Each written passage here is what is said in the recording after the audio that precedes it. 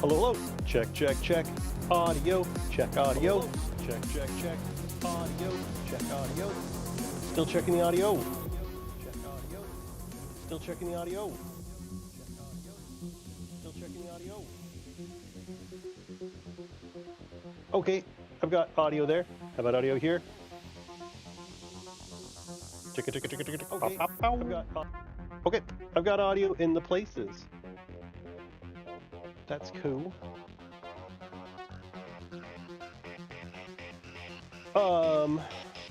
Welcome everybody.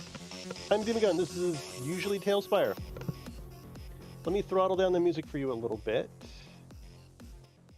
A lot of it, actually. Let me turn it down for me too. It's good though. I like it. How's the audio volume? Hello? Oh, sound alerts are working. That's good. That's good. We can get back out of here. I did some shenanigans to make it look good with the screenshot, which usually screws up the board. What's so funny is that my computer hates running Talespire at low resolution.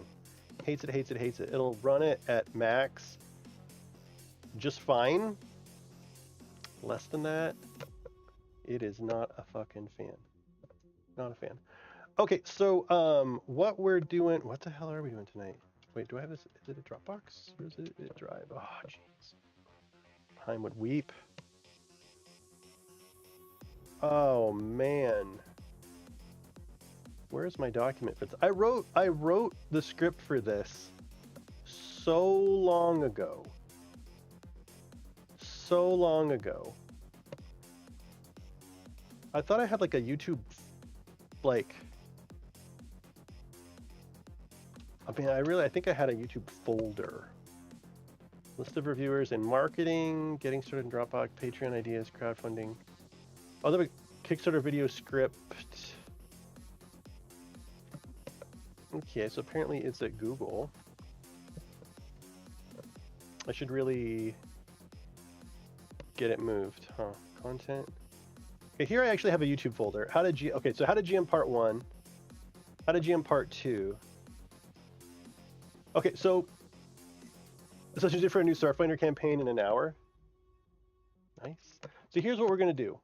I'm gonna pause the music and we're gonna go watch my how to GM in Talespire part 1 video. And we're gonna cringe and weep. I know I'm gonna cringe and weep. Like I fucking know. But I named it something weird, like running. It's like running a game in Talespire, like how to GM in Talespire. I call it like how to run a game or something. Like I name it the worst thing you could possibly name it. Actually, it's like BTTJ. Like tabletop journey. If I just do that, I only have like 2 videos.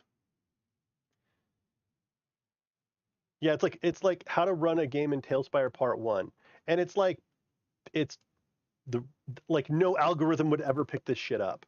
You know what I mean? 15,000 views over a year. I mean, I guess that's decent. Hey, Maya Archie, how's it going? So we're gonna watch my part 1 that was a year ago. And I am not good at YouTube. Like, I think I have good ideas for content. I think I can articulate myself, but my video editing is not good, as this, you'll fucking learn from this. Oh, can you hear it? Hello, I'm Demon Gund, and I'm creating this video to help GMs and parties who just want to play in Talespire. If let me change the quality. I'm happy to make a series. At least I was doing 1080 then. This video, along with my boards at Tales Tavern, are brought to you from the support of my patrons and my Twitch subscribers. Is that too loud? Let's get to it. There's an infinite amount of material online for writing or buying tabletop RPG content. So wait. What I will emphasize. Hush me. Okay, first off, I need to redo. Hello, I'm Demon Gund, and I'm creating this video to help GMs and parties who just want to play in Talespire. If people really like it, I'm happy to make a series out of it. This video, along with my boards at Tales Tavern, are brought to you from the support of my patrons and my Twitch subscribers. Let's get to it. There's an infinite amount of material online for writing or buying tabletop RPG content, so I'm not going to go there. What I will emphasize is planning out the story in scenes or sections and having an idea for which will be theater of the mind, which will require battle maps, and which will be hybrid scenes. By hybrid, I mean a theater of the mind scene enhanced with a map or board. This is legit advice for people doing this. Like, this is, and a lot of people that responded were like, this is great, you know, just like fundamental tips for how to GM in general. But where battle isn't likely. Planning your scenes. For theater of the mind scenes, there's not a lot to do. This is probably happening outside Talespire. For battle maps, these boards need to be designed for battle, having cool environments, with lots of space to move around. Or not if the battle map is supposed to be cramped. For hybrid maps, find a board that fits your scene and setting, a tavern or a cave or wherever your party is. The goal of these boards is to provide ambiance and be a good backdrop to roleplay and storytelling. Now that we have our list of scenes and their types and we kind of know what boards we want to get for each, the focus now is going to be on getting pre-made stuff to fill those gaps so that we can start really, really quickly. If you want to build things yourself, I highly recommend Astari Astra's tutorials. I am a planner, Hollow. A large I'm part like of the work most that I epic do for fucking planner is to provide GMs a way to start playing Wizards of the Coast official content as quickly as possible. And I do this through board importing, what I call game-ready boards. These are very difficult to set up, and as such, they're only available to my higher-tiered patrons. People got really annoyed that I mentioned allows patrons you to do several is, times. for example, I've created quite a lot of Curse of Strahd boards. And so I've created game-ready versions of them, game-ready outside. So my patrons have access to this. They copy the link. They go here. They paste it in and they hit add, and it adds the board to their campaign. When they navigate to it, they have a board that is ready to play. You know, if the players arrive in the afternoon or the morning, you know, the GM can change the time of day that the players arrive. This is before your board imports included and music. environment This is the board blocks for when the players are outside. This is what I call the hollow version of the board. There's nothing actually inside. Yeah, when your characters are in fucking like space and stuff, I mean, you can't quite plan as much for this. Then, when the players progress inside, we do game ready floor 1. Copy here. And actually, now I have one game ready board that has them like all on the same board now. Versus copying and pasting a slab.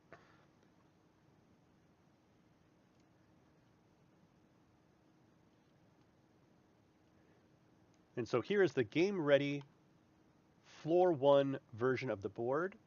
All of the hide volumes have been set up for the GM. So your players come in as they progress through Death House. You then I set up a go watch this other video thing too. Okay, your players would have kind of knew what I was doing. So this is a service and a product that I provide for my higher tiered patrons. People got real mad that I mentioned high tier patrons for twice. All of Death House, including the dungeon.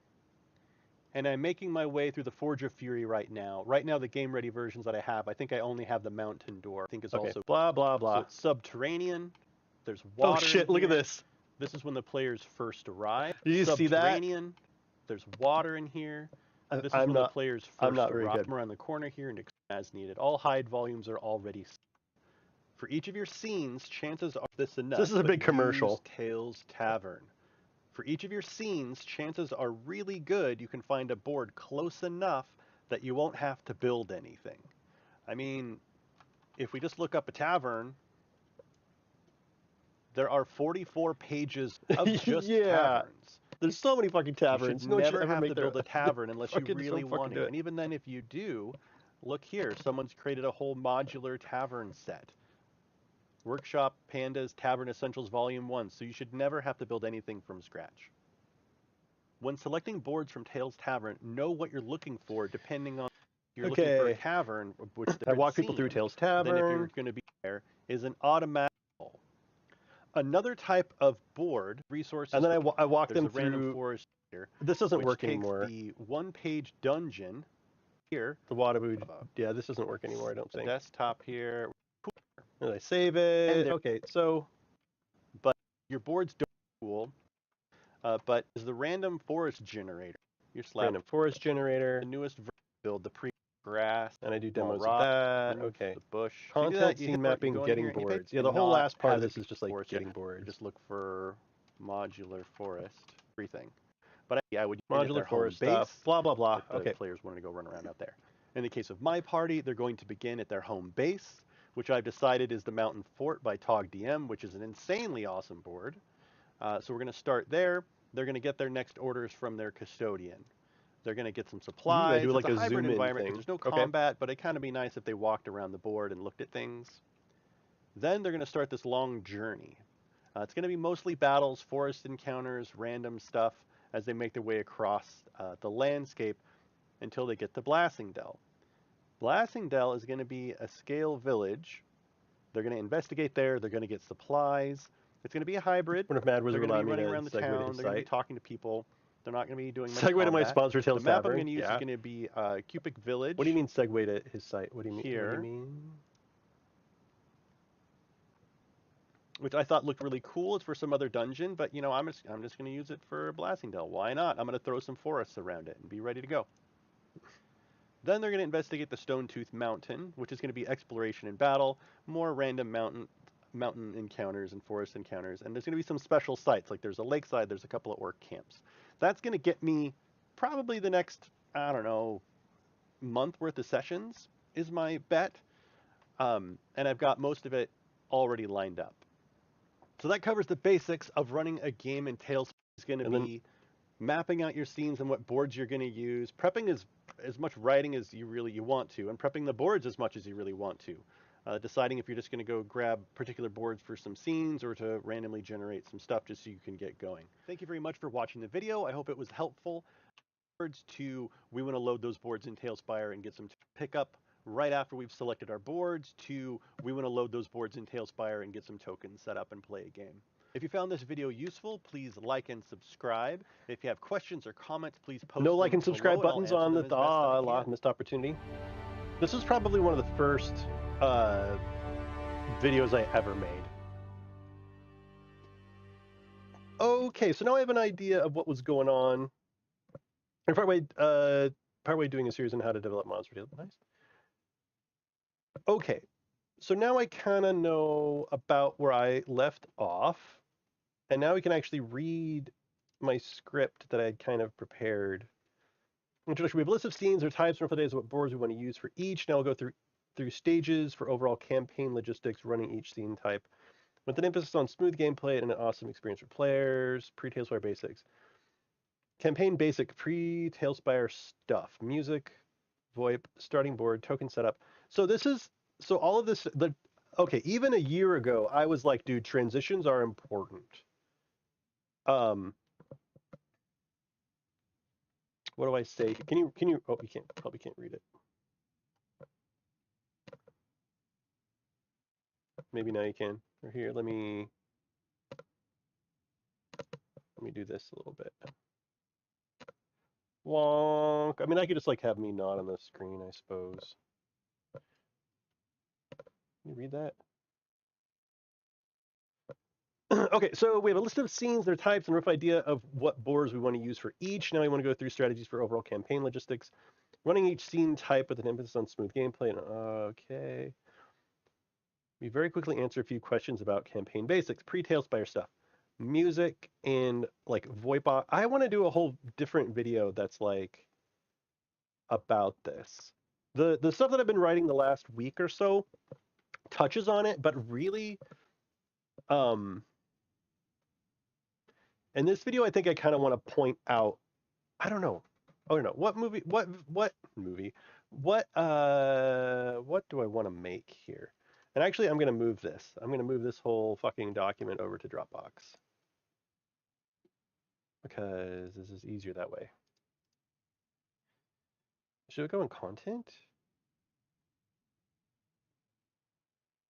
I think I go to content and then I make a YouTube folder here. A folder, YouTube. Yeah. Then create a document, Google Doc.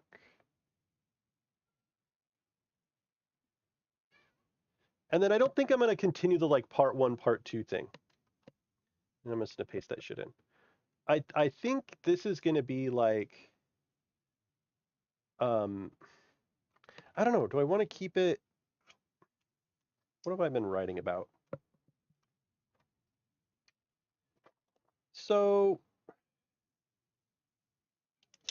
what I've been writing the last like week or so has been all about strategies for maintaining immersion when using Talespire. You know, who's my target audience for this particular video?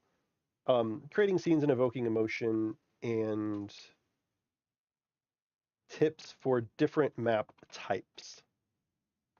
Like there's general tips, there's kind of like city, like if you're running a game in Talespire in a city, like tips for that. If you're running travel, tips for that. If you're doing exploration, tips for that. Boss fights and arenas, tips for that.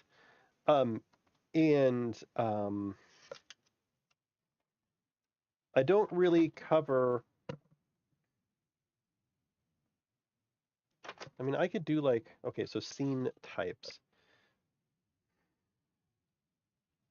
I mean, that's one way to do it. There's like general scene types. Like, is this an RP scene? If it's an RP scene, like, okay, I can probably categorize my, like, this is like, and this is like almost like how to GM in a VTT. Like how to GM in a VTT. Well, like, I mean, even like a 3D VTT, right? Or do I want to keep, I don't really want to keep it specific to Talespire, right? Like, I could, and I think if I did tips for, should I do GMing? Tips for GMing in Talespire? Should I keep the Talespire thing on there? Because it is also like pretty general advice, I think. Okay, so, oh my God, excuse me. We have a list of scenes, their types, and a rough idea of what boards we want to use for each.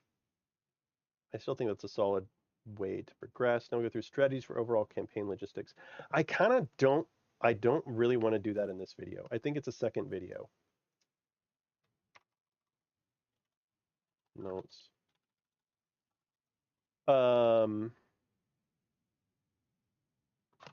Details for campaign logistics can be saved for another video.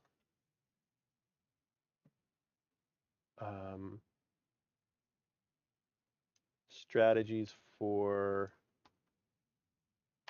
running each scene type, Steve gameplay, immersion, an awesome experience for players. Okay, so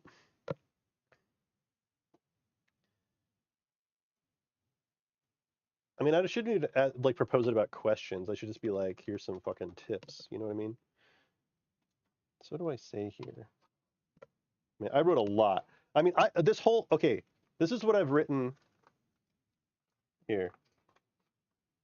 This is what I've written in about the last 2 weeks. I don't know if you probably can't even see it. And I'm see-through. I'm a little like ghost see-through when I do that. My green screen can't figure it out. I don't know how many pages is. I mean, you can't equate it because it's like a little graph paper book. But actually, does it tell me how many pages are in this thing? It was made in Italy. 70 pages. So I've probably written 35 plus pages. Hey, thanks very much for the follow. Oh, Thoughtbound. Thoughtbound is rating me. Okay, so Thoughtbound, for those of you who do not know, and I'll do a shout out to Thoughtbound. Shout out. Thoughtbound. You were who I thought you were, Thoughtbound. So a long time ago when I played Final Fantasy XIV, I done killed Neo motherfucking X-Death with a group that carried me really hard because I'm old and I'm not very good and I played a paladin, which is like the easiest class to play, and still I struggle bust. Anyway, Thoughtbound was the dragoon in the group. Super cool guy. I think he was in med school. I mean, you have to like graduate, and he's probably a fucking doctor or some shit by now. But was it med school? I think you're getting your PhD in something. Anyway, Thoughtbound is super cool guy. Go check him out. I mean, I haven't watched his stream in infinity years. What were you playing? Guild Wars 2. You were doing the Terra thing. Yeah, back if it was actually difficult. Yeah, is it not difficult now? Dude, that fight was like, I tell people, I'm like, I killed Neo X Death. Like, I have nothing more to prove. I have nothing more to prove in this game. And I've casualed it ever since. Now I just wait for everything to be out for, 6 months, and then I go do it with like some scrubs after they nerf the shit out of it. People still struggle to clear Neo X Death, even now with Echo. Really? Dude, that, oh, that's a very difficult fight. It's super difficult. Like, I don't know how you would be able to do it without the act stuff that was like Allegan Field. Like, you need to know where you stand and stuff. Like, just look at your debuff and instantly know. Maybe change your UIs so your debuffs are like as big as your goddamn screens. You know where to stand. Anyway, I was there for that. I think we cleared it. How many times did we actually clear it? Twice before I left the group. Because there was another one of the white mage had like a boyfriend who was a paladin, and I was like, after I killed it a couple times, I'm like, I'm good. You know, like I'm fine. I'm fine to leave and have this other dude step in or something like that. Okay, so I can turn the music back on. Let's turn the music back on. So yeah, so welcome.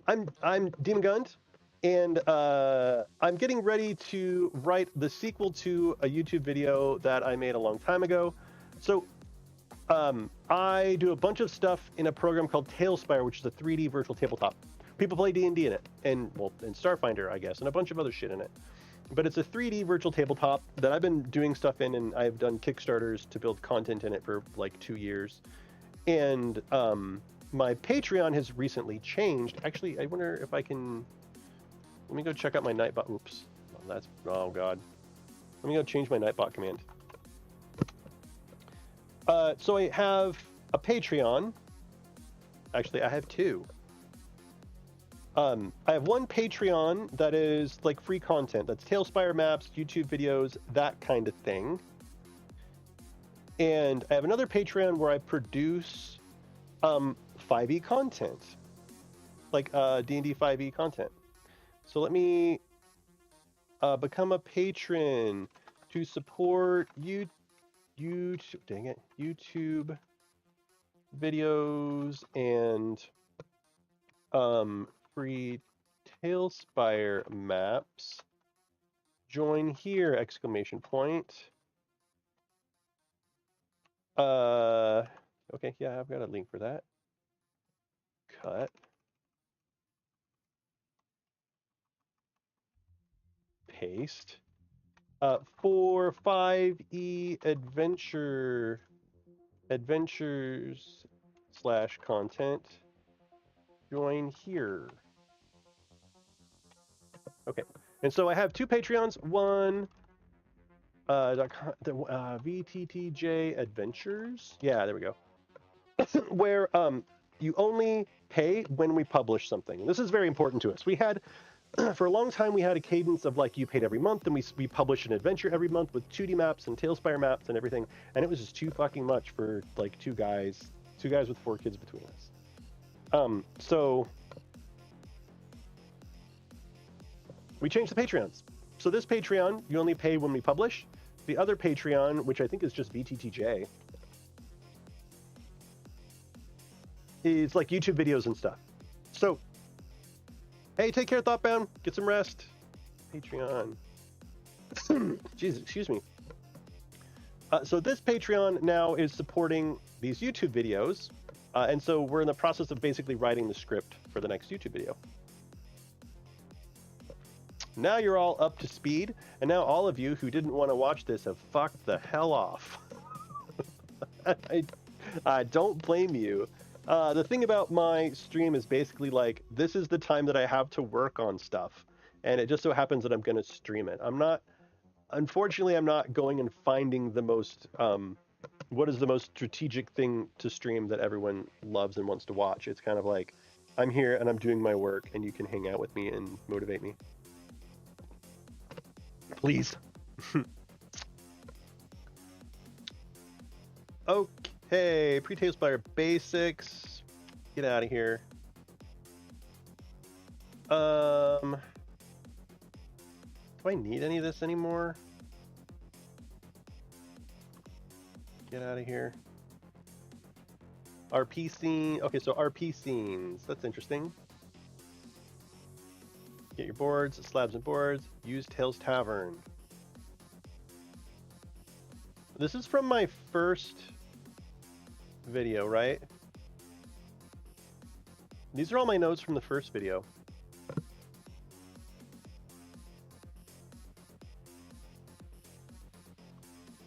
Oh man, yeah. Okay, get your boards. Okay, yeah, this is the script from my first video, so I don't think that I've like actually written a whole lot here. Which means I can start with what current notes I have, which basically says What am I trying to say?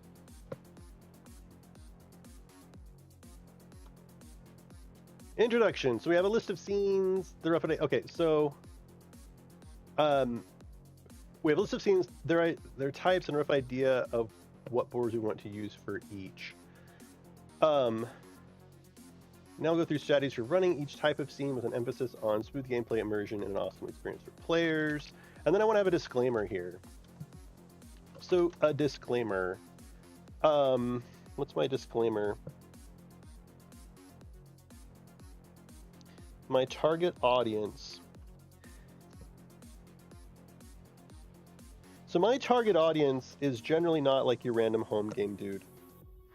What do I say about my target audience?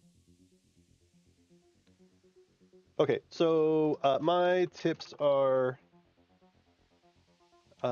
in general, for running the highest quality game possible. I wouldn't recommend following all this advice unless you GM professionally.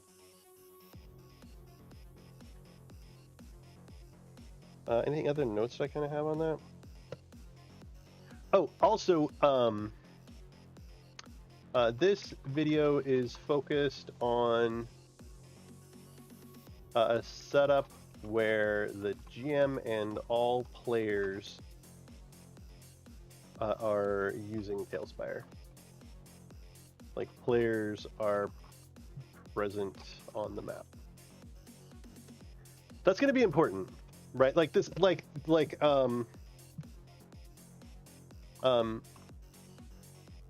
other major setups include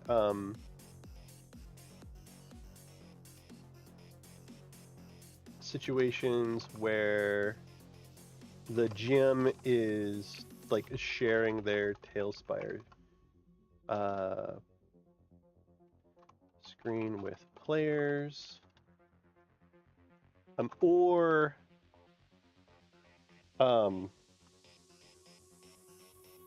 basically, or like if someone is streaming to a mass audience via Twitch, YouTube, or whatever. Okay, these other setups will be, I'll say tips for these other, like, well, what do I say, like,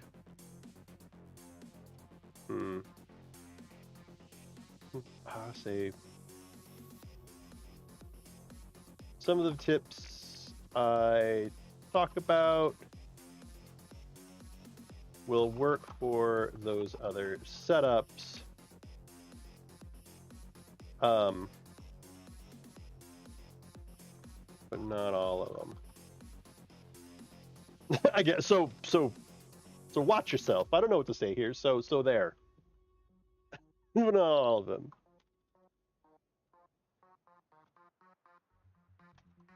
But others won't make sense. Like, won't make sense with the target audience. I don't know what I'm trying to say there. I'm just trying to get all this stuff out of my brain. Okay, so there's the introduction. Actually, I might as well make a title, huh? Title. Tips for GMing in Talespire. Like, I don't know when all players are using Talespire. Work in progress. Introduction, disclaimer, heading. Okay, then what do I go to in here?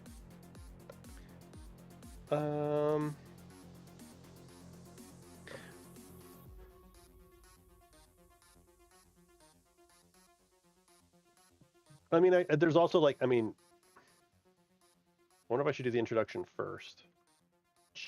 Disclaimer first.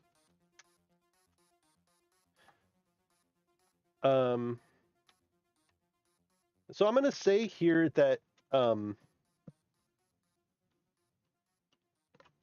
don't know where to put this, but creating scenes and invoking emotion in 3D space is a weird hybrid of cinematography and game design. Evoking. I don't know what else to say about that.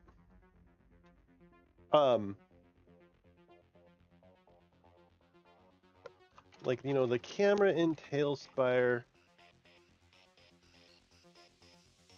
I mean, it just depends. I don't know. Depending on the situation, the camera in Talespire is expected to either behave like one in a video game, or like a movie. You know, it'll be up to you. I don't know. What am I trying to say here? I think that's stupid. And game design. It's just so much more so, like, so much more so than anything you could need to do in 2D space. Like really, like it's not even, there's no competition. Like 2D gameplay makes it obvious when theater of the mind is supposed to be happening.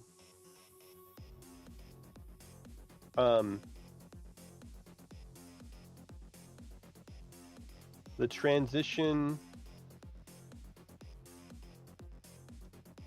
from literal token management to theater of the mind isn't quite so clean in 3D space. Theater.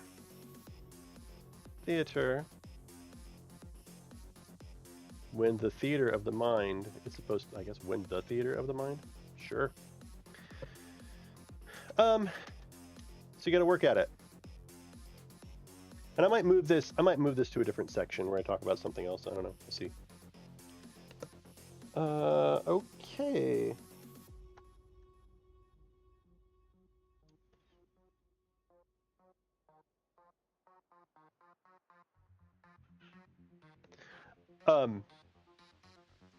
Theater mind isn't quite clean. 3D space. And I'll probably say something about transitions here. Due to how impactful they are. Wait, it is likely impossible to. Oh yeah. It is likely impossible to fully capture the attention of your players, but assuming we have it, what can we do to keep it?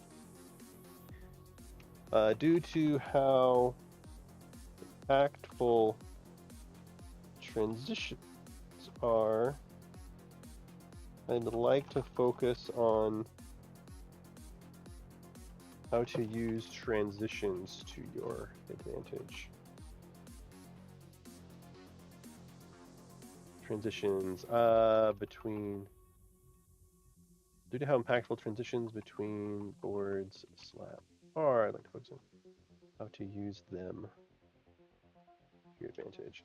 And I do talk about this a lot. Like, you can, you know, if you're doing a travel scene or whatever, you can use a transition to communicate the passage of time, or the passage of space, or, you know, just that, like, you know, a somber mood has set on the party. Like, there's times where the transition can be, it can be really impactful in a good way, rather than it being something that just like yanks everybody out of their immersion. Like, there are strategies, and I want to talk about them. Okay, so part 2 is general tips. So general tips here are going to be, don't start a session on your scene board. Just don't do it.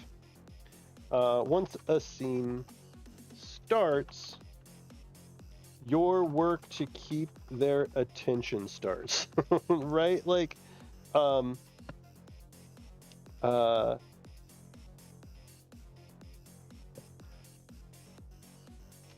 by loading into Talespire on a transitory board, you can let the players get initial conversations and salutations and bullshitting out of the way.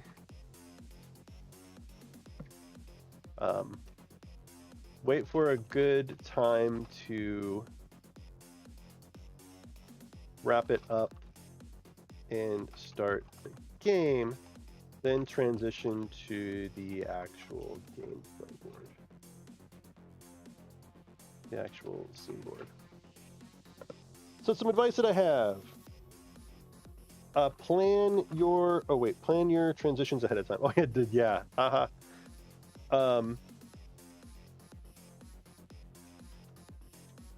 Plan your transitions ahead of time. Exclamation point. I think there's a whole, like, there's introduction and then there's this whole thing about transitions. Like hang on a second, we need to talk about transitions because they're important.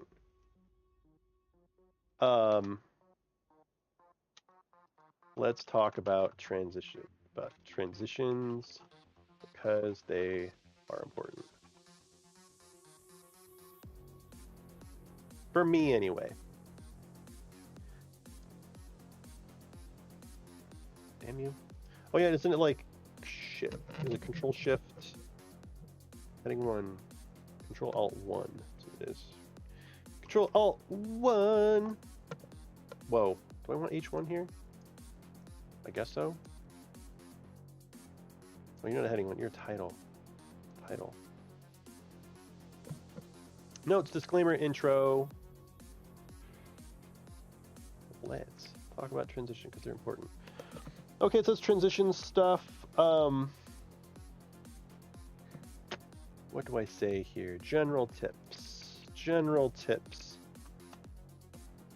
Plan for a board to encompass an entire scene. And what do I say about this? I say...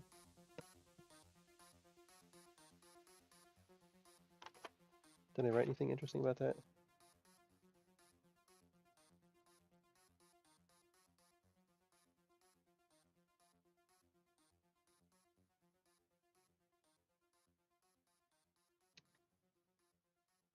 Oh, actually, I say a bunch of stuff about this scene board thing here.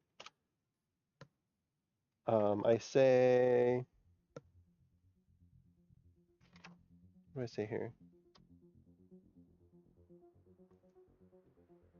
Oh, the first one is like, in Talespire, hide your board list.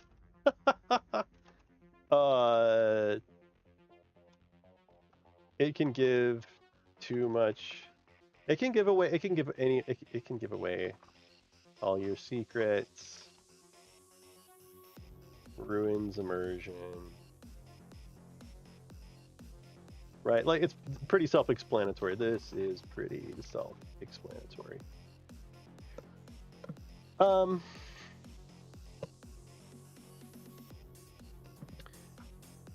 Okay, and then for what else do I say about?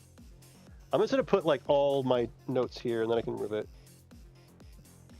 Moving between boards and shifting tokens is a challenge, as it can be a jarring experience and shatter immersion.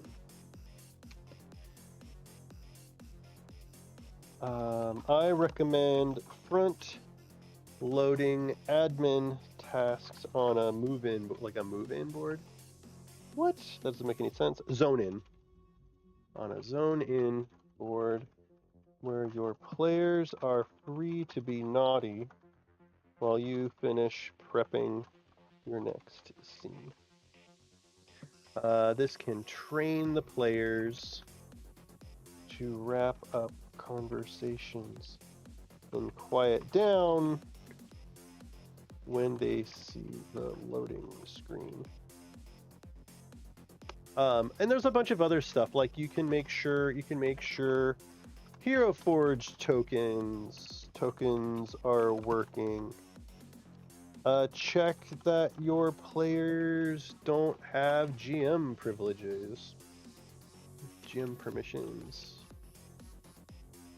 etc. Oh yeah, and a note about making tokens unique. Actually, maybe you can answer this question for me. Someone can. If you make a token unique and that token exists on multiple boards, when I pull it out and drop it on a board, does it remove it from those other boards, or is it just it's unique on the current board? I can't remember.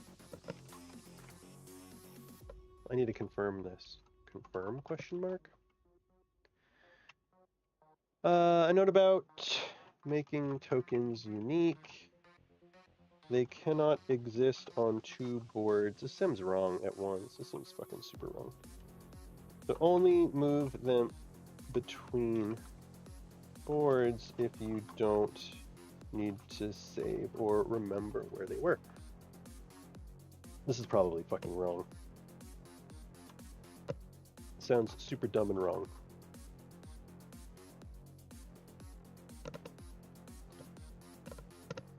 Okay. Okay, then I get into the plan for board to encompass an entire scene. This reduces transitions and maintains immersion.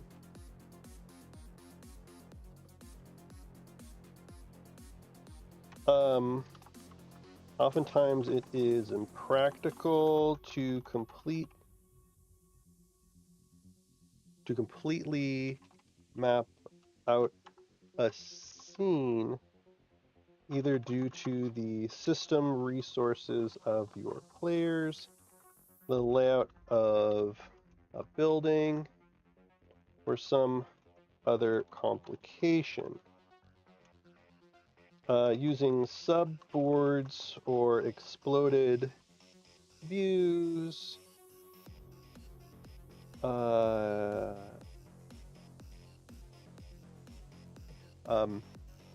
a way to accomplish this without the loading screen coming up.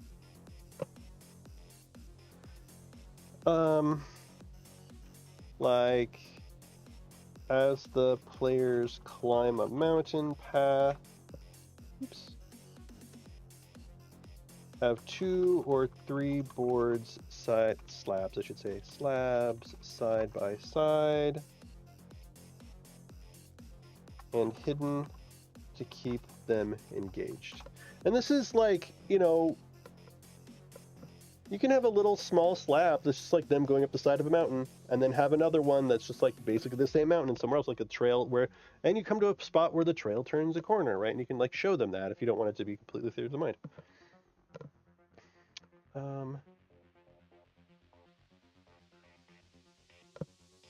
Oh, yeah.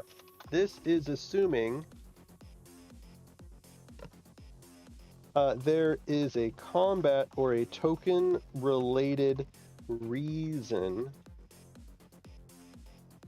to do it in Talespire. Do not underestimate the power of theater of the mind. Period. This isn't a video game where everything must be represented. Don't get caught in the trap. Don't get caught in that trap.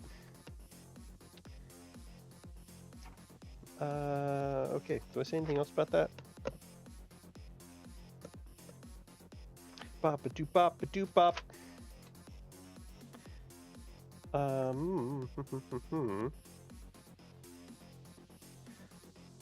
I do say some stuff about maps and submaps. You want to minimize transitions. Different types of scenes in Talespire. Are we already there? Are we past all the crap I want to say about transitions? Don't start a session. Plan your scenes ahead of time. Oh, And I mean, on the note of like, on the note of theater of the mind, if you need to do so,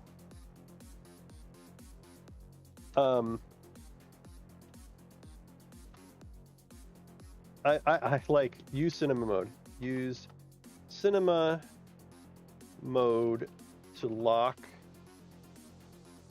What do I say anything? What specifically do I say here?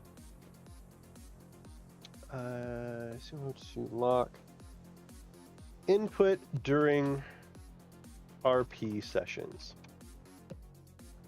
Line up a cool camera angle. Save it to a cinema block.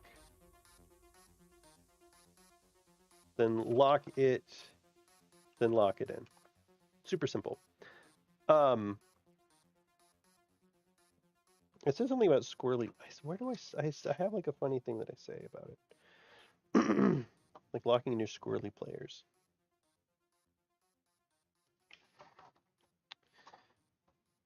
Oh, I say that at the end. So then lock it in. I find it is too tempting for some people to focus on, you know, exploring the Talespire board. Exploring the Talespire board. Wait, to focus on actually the details. Focus on the details of the Talespire board when they should be listening to RP. Listening / participating in RP. Focus.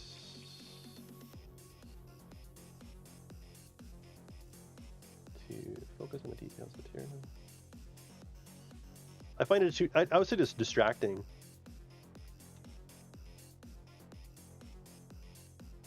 Tempting a distraction. I find that Talespire boards can be too tempting a distraction for most players. Actually, most players.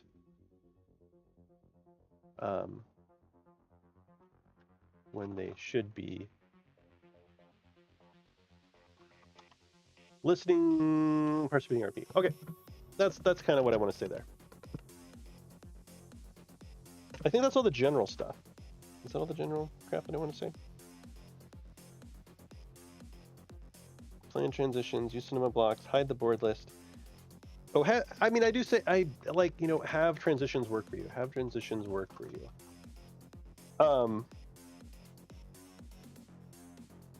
You know, if the party is exploring the exterior of a creepy house, a transition loading screen when they enter can increase the tension. For example. Huh? Something in the wrap? Yeah, you can sit on my lap. It sounds like you wanted a wrap. Huh? Whoa. You were knocking everything over, kiddo. There's nothing going on today. Today I'm just writing.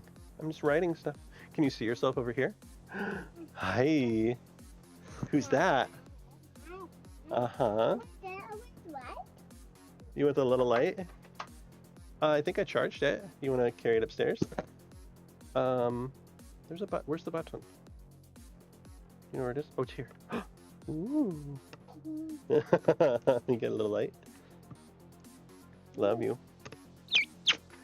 Good night, sweet face. Oh, you gonna read with it? Use it to read? Yeah. You're gonna have to sleep. All right. Good night, babies. Oh. Good night.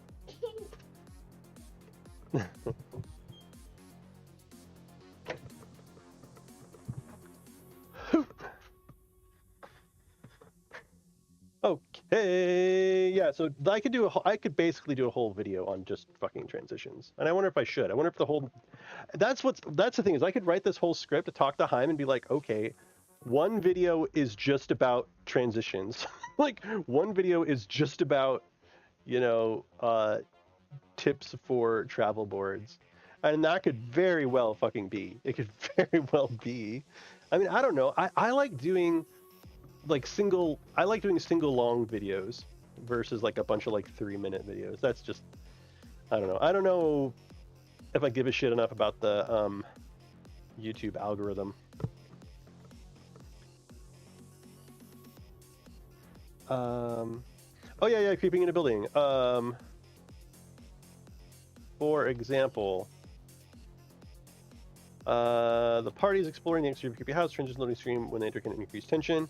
The party is traveling. Oops. The party is following a road to the mountains. A transition loading screen can simulate the passage of time. Okay, so that's kind of like the general stuff. So this next one is going to be okay, so initially when I was planning this video, it was about different scene types. Like this scene type is like, role play, strategies for handling role play scenes, strategies for handling whatever.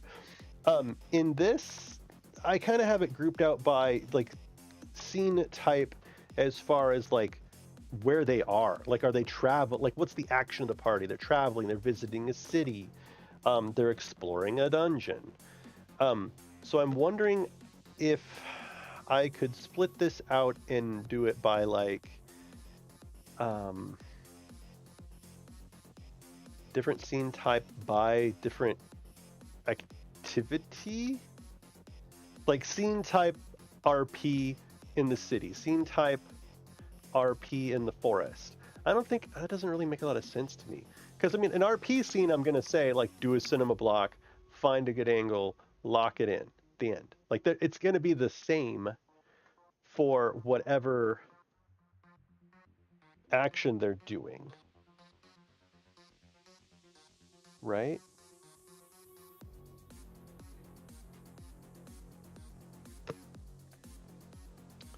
Yeah, so I don't know.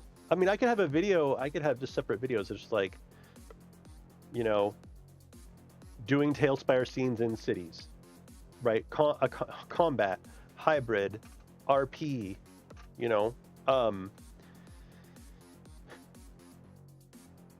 So that's an idea, right? I mean, that's a note here. Like, I guess I could have that as like a note. Do I want to keep this video general, independent of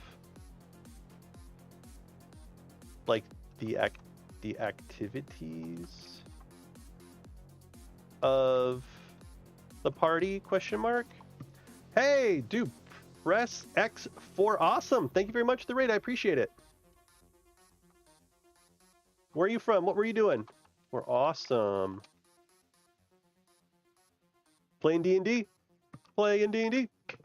So welcome everybody. I am Demon Guns. Usually I'm doing things in Talespire. I made a video about a year ago. If anybody, I don't know if you people play Talespire. Actually, this video is very much not Talespire specific. A year ago when I made it, I should have actually just totally fucking changed. Well, the first half's not Talespire specific, and then the last half kind of is, I think. I have it by chat. Oh, I have chapters and stuff in here. So anyway, I made this video like a year ago, and so I'm writing the follow-up to it. And so a lot's changed in Talespire since then. And as I've been compiling notes for the last week or so, I'm trying to figure out, like, do I want this to be like a general VTT, like, GMing thing, or do I want it to be kind of specific to Talespire? And I don't know yet. Like, through the course of you know, slamming my word salad brain dump on the page, I think what the video will come out of that. D&D solo adventure? Dude, nice. Which one?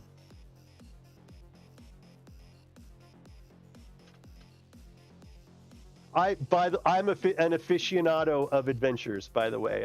I have, man, you don't want to see my drive-through RPG motherfucking Wizard Cabinet. Oh boy, there's a lot there. So for those that are not aware, I have 2 Patreons. One Patreon is for free content like YouTube and Talespire maps, that kind of thing. And the other is for 5e adventures. Well, and like all kinds of 5e content, really.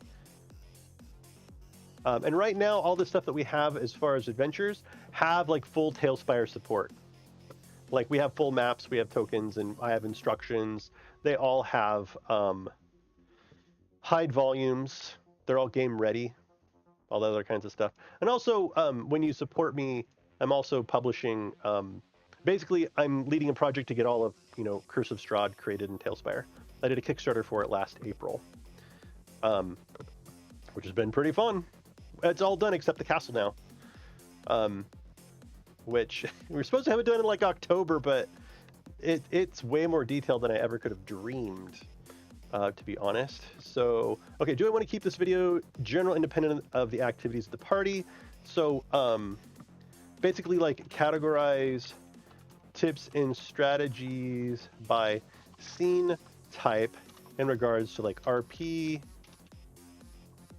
hybrid, combat. Are there other scene types? Probably not. I mean, like, and something like special. I don't know, like escort mission. I don't know, like. And so there's some stuff you can do in Talespire that's like very specific to Talespire. But I think that those 3 types of scenes, RP, hybrid, combat, and special. And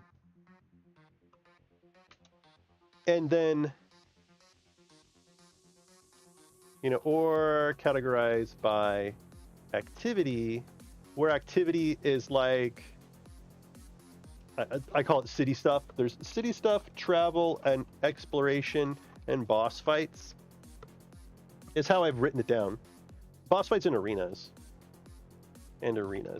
I think I'm safe to do this top one.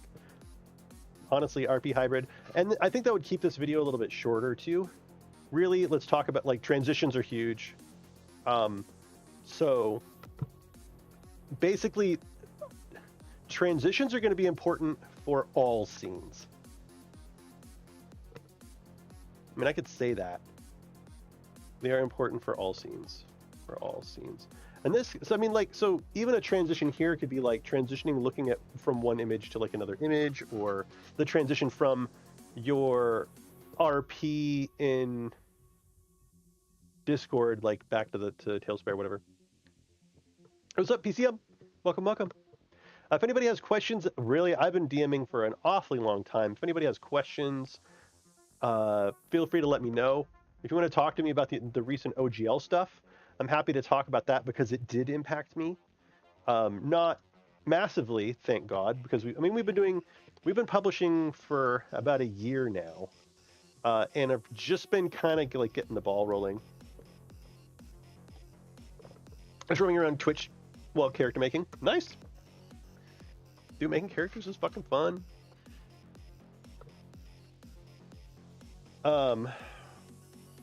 My favorite, so just so you're aware, my favorite system is the hero system.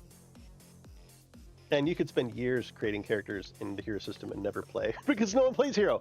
But I will be running a stream soon using the hero system as the back end. That's basically kind of like a Doom.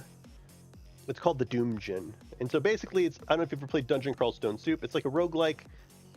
It's a roguelike. Oh man, I need a better elevator pitch for this. It's a roguelike. It's kind of like Doom. But it's a lot like Dungeon Crawl Stone Soup, which is just like a super good roguelike. Doesn't OGL just mean WotC can use any fan-made items and any of their official stuff? No, in Hammerand. So actually, what happened was WotC was like, hey, here's a new OGL that we're going to propose, and it fucking sucked. It was super terrible, and it fucked all content creators, right? So they ended up not doing that, and instead they released the 5.1 SRD Creative Commons. And so what that means, Hammerand, is that everyone, anywhere, can use all of the rules in D&D 5.1 and publish anything they want, and they owe WotC nothing. It was a big deal. I mean, it was like, when they released that, I never in a million years would have thought that they would have done that. It didn't even occur to me. It didn't even occur to me at all. And I mean, it's kind of groundbreaking, right? Like it's pretty fucking serious. But basically, anyone can write anything using the 5.1 stuff and not owe them anything. So they can use Dragonborn now. They can use Artificers, all that shit. What they cannot use is Wizards IP, which you shouldn't be able to anyway. No, so that's the thing, Hammerand. It's just the rules. So it's the classes. We can use the spell name. We can say Magic Missile without worrying about WotC crashing down on us. We can use Dragonborn, but you still cannot use the setting. That's still not cool, because you know what? It's their story. That's their character. Like you can't write an adventure with Drizzt in it, because he's their character. Like they created him. And so all of the stuff is the same as it was before. If you want to write stuff that uses their stories, you still have to sell it through DM's Guild, which is perfectly fucking fine and absolutely understandable. The catch though is that when you publish at DM's Guild, there are only certain settings and stuff that they're trying to promote. Like, I don't think you can write Dark Sun right now. I don't think you, like, DM's Guild. Baldur's Gate is in the 5.1 D&D 5.1 SRD. Are you sure? Baldur's Gate is in here? Baldur.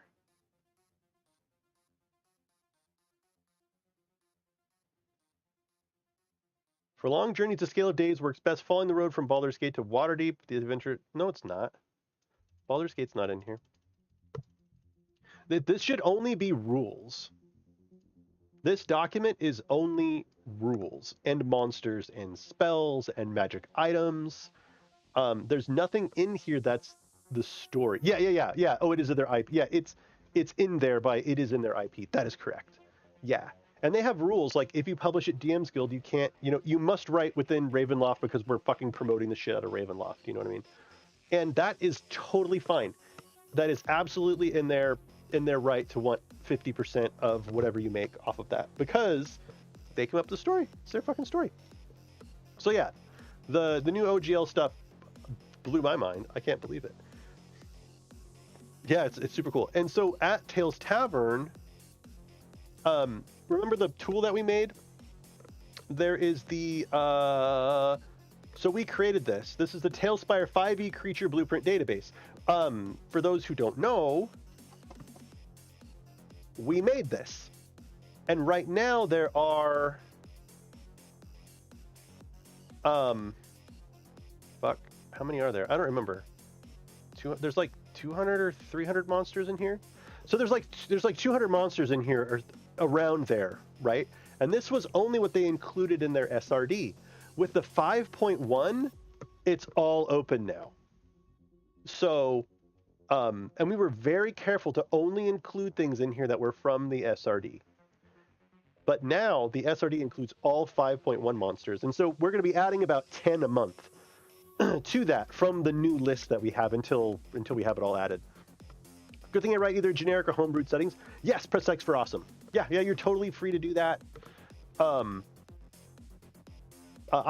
do publish a bunch of stuff at DM's Guild because I'm making the Curse of Strahd stuff in Talespire. And so I publish the alternate room descriptions for Talespire maps there.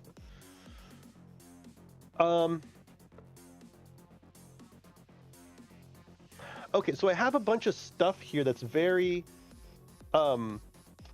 it's very type specific, like city stuff and travel stuff and explorations and dungeon stuff. So, what if I do focus on those general, hang on. General tips. Talespire hide board list. Don't start a session on your board. This is all like important kind of general stuff. Plan for board. Don't encompass an entire scene. This is all very general tips. Okay, so okay, so here's where I would say role play scenes.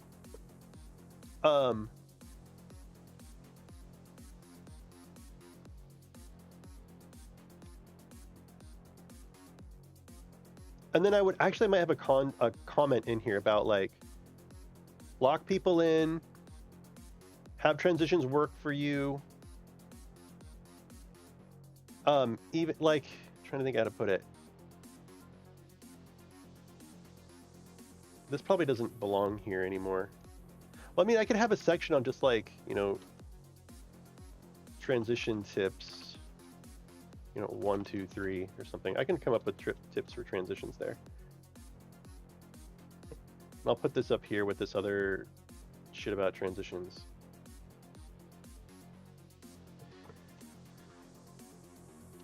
So what's funny, Persex for Awesome, is that I used only homebrew settings until, oh my God, until I was like 20, 25.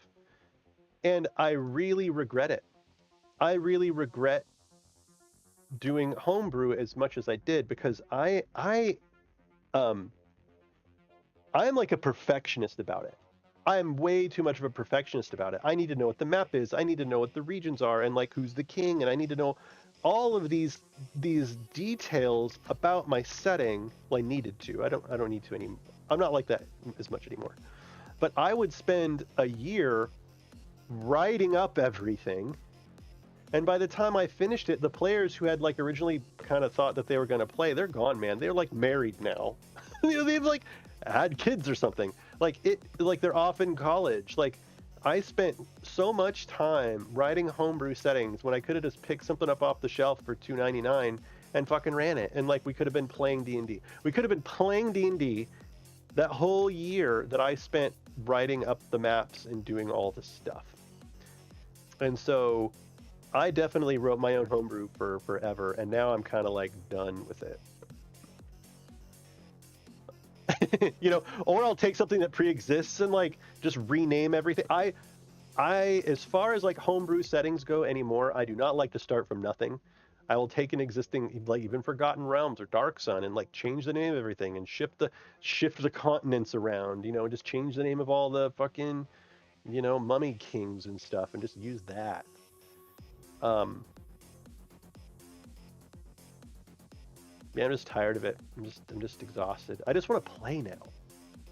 I'm so less about, and I think what's funny, what do you mean my access is expired? Fuck you.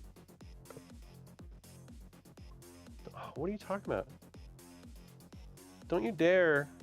What are you doing? How much of my shit did you get rid of? Oh, I should have. How much of my shit did you just get rid of? Oh, it looks like this is... Okay, it looks like just the title. That was odd. What do you... Can't say drop it. Why not?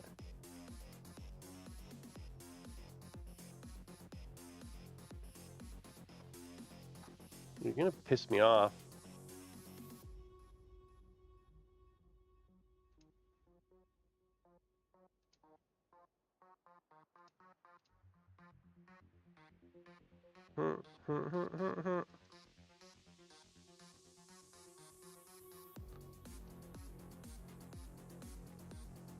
Better have all my shit in here still.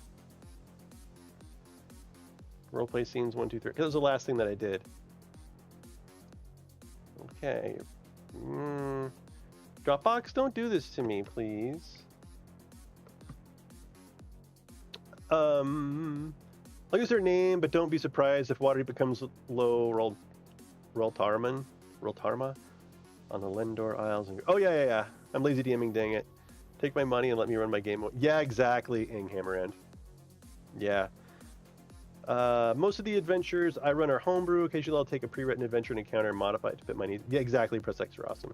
Back in the day when I didn't have, 3 kids to take care of and like an actual professional career job and a house to take. Like when I had time, I loved spending my spare time writing homebrew stuff. I loved it. I just don't have it in me anymore. And my players don't give a fuck.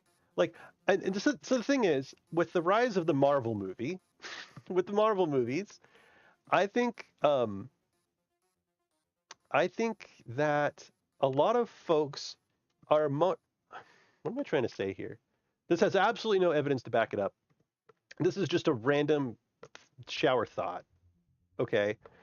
But I feel like with Marvel movies being more prevalent, when in the past it was comic books. When you read a comic book, and Superman picks up a fucking planet or something, like what's happening is so cool that you are absolutely willing to suspend your disbelief. What's going on is just so neat that whatever you want to do, I'm going to run with it. And that is absolutely the case with the movies. And so I think a lot more people are willing to go watch a superhero movie and just let it go. Like don't look at it too deep. Just have fun, roll with it, And so with my D&D games, my group is a lot more like that, where I'll present some story element or whatever, and I've done like my justification for why it makes sense or something, but it's like a really cool event, and in reality it's kind of like, no, that like the physics behind such and such just wouldn't go. Then my players they're just not gonna, and actually if they do ask, I'll just be like, isn't what's happening neat or something, something like that. So I think that's been kind of a big change. And also I've learned to play with players that will go with you, like improv. They'll yes and. Players that yes and, players that don't just are like no. Like my character doesn't want to do the quest for the king because he's an asshole. It's like, well, you know what? You can leave the fucking game. Fuck you. Right? Like I actually I wouldn't say that. I'd be like, excuse me, I need you to work with me on this, not against me on this. It's the difference between collaborative storytelling and I guess not. Anyway, so here let's split it up like this. We got role play scenes. We've got hybrid scenes. And the hybrid scenes are like, it could be like a chase, like a chase scene or something. I don't remember what the hell I was talking about as far as hybrid scenes. So chase scenes, and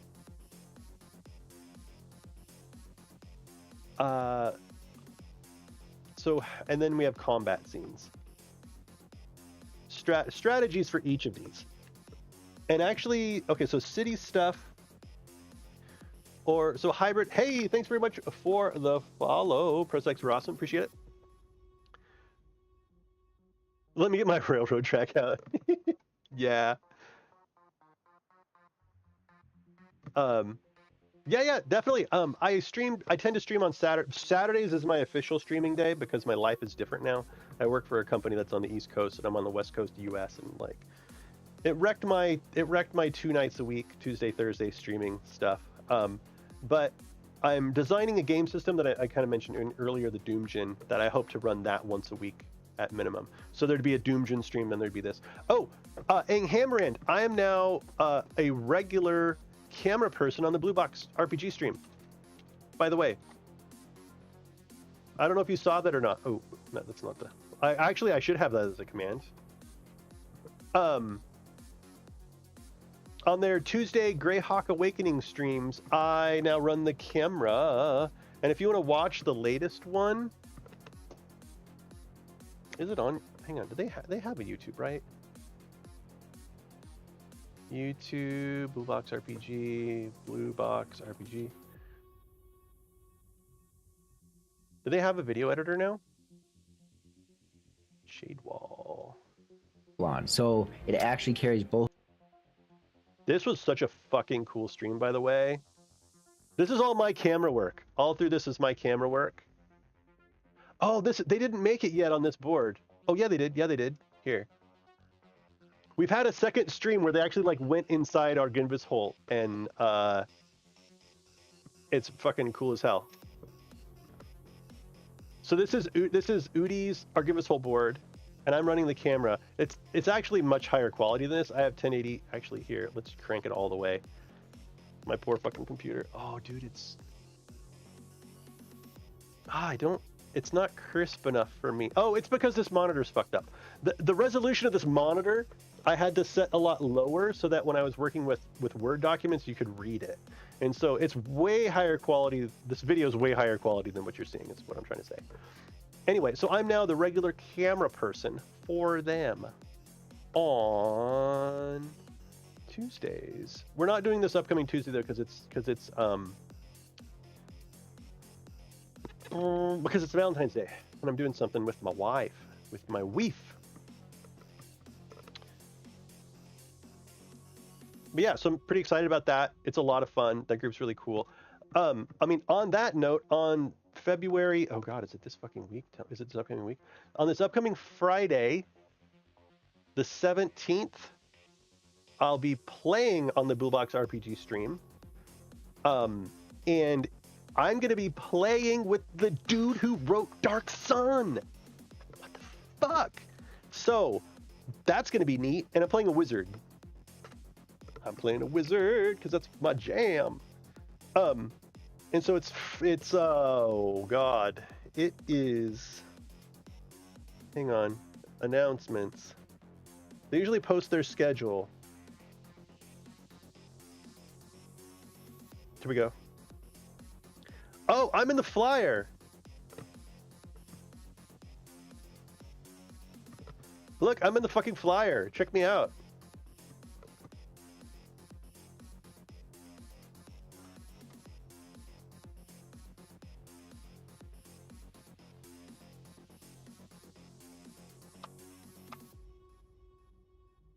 Woohoo! So that should be cool.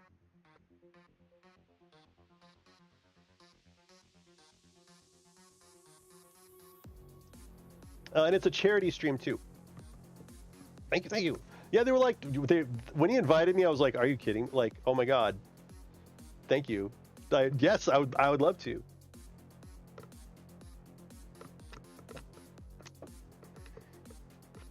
And the thing that I respect about John is he is very conscious and mindful of the group he's putting together.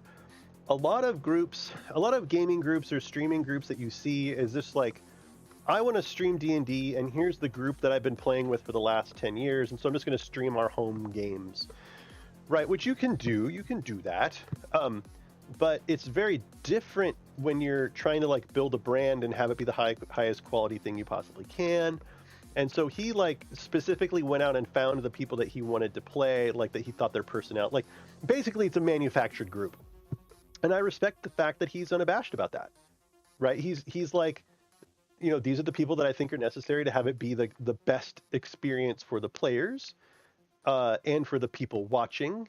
And, you know, he was like, you know, we want kind of like a young man.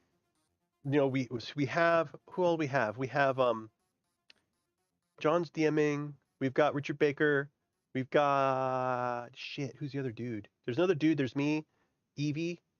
Wait, not Evie. Fuck, I can't remember her name. I can remember her Greyheart character's name, but not her name. There are many D&D streamers with no followers. Yes, Hammerin. Like Tog DM, I love the shit out of Tog DM, but his home game group is not very charismatic. And I'm sorry, Tog DM, if you're hearing this. And yeah, I love them to pieces, and I hope that they're having fun with it. But without like people who are good at improv, good at articulating, you know, who are good at presentation and stuff, you know, it's getting your game out of the cringe gap is difficult. I feel like I'm really lucky. Like my home game bunch of players are really fucking good. and they're all like they're good role players, and I would happily put them in front of audiences, and they're fucking funny too. Like I think our home Curse of Strahd game people would actually like to watch, but I do feel like if we were streaming it, then we couldn't be true to like we couldn't have fun. We'd be like on, you know, we couldn't relax and fuck around. But in any case, once I start doing the Doomjin thing, I think that'll be kind of neat. Okay, so hang on. Let's get through this. So there's hybrid scenes, low detail. Okay, so a hybrid scene. We have roleplay scenes, then we have hybrid scenes. I'm wondering about hybrid or like special scenes here. So this could be like chase scenes. This could be in a city, like city stuff. You know, visiting the armor shop.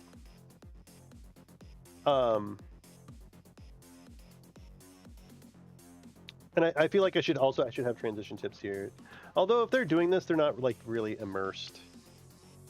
I don't think. If you're looking at like a low detail view of a city, you're not immersed. Like that's a backdrop. It's almost like a backdrop of an RP scene. So a hybrid scene could be like a chase scene. I think that's still very true. City stuff, transition tips, 1, 2, 3. That I need to kind of populate. Combat. Oh man, I have so much for combat scenes.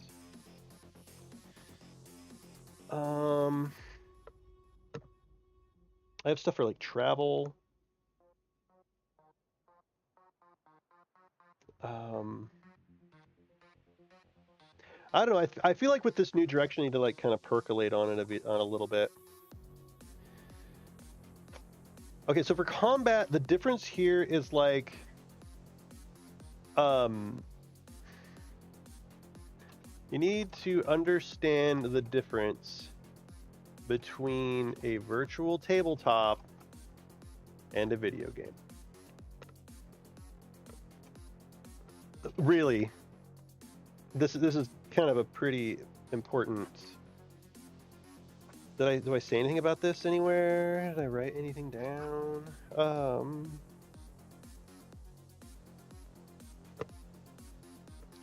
Maps and submaps, immersions.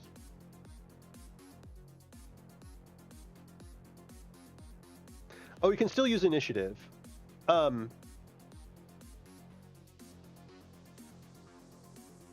Actually, I should say something about this here. Like, even though you might not be, quote, in combat, taking actions in initiative can help like equity. Can what? What am I trying to say here? Can help distribute attention, can help make sure each player gets their chance in the spotlight, something like that. A few favorites that I keep going back to. Yeah, with you.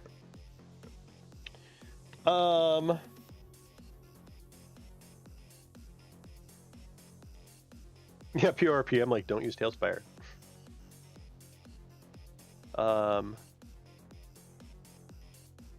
I'm gonna say, like, if your whole session is RP, I don't recommend using Talespire at all.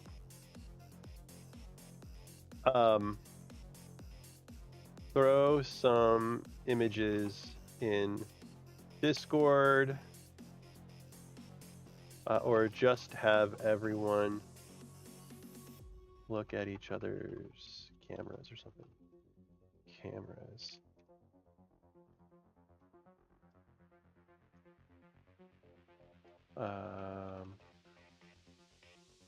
Just cameras. Somehow get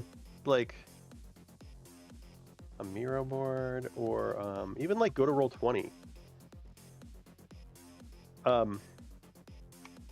Use Roll20 and put a picture as the background. like a coffee shop.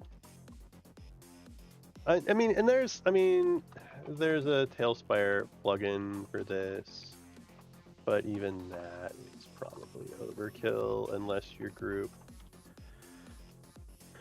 is already really familiar with them, with plugins. Beep bop ba doop bop. Okay, so we've got roleplay scenes. Okay, so a hybrid scene, I could mention travel here. So like traveling, where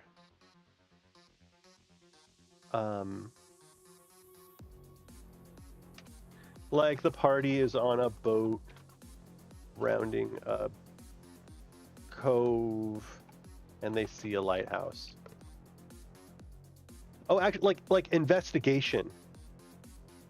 Honestly, like investigation are examples of this.